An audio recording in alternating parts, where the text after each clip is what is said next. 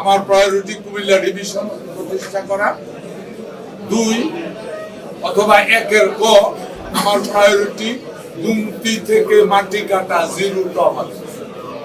সুতরাং এখানে ডিসি সাহেব আছেন, এখানে এসপি সাহেব আছেন, আপনারা সাংবাদিকেরা আছেন।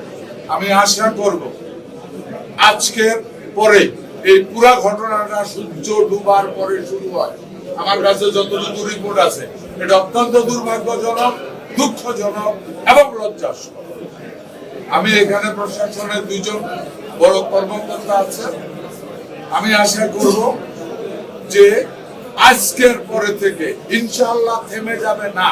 আজকের পরে থেকে 1 ফোঁটা মাটিও গুমতি থেকে কেউ কাটতে পারবে না।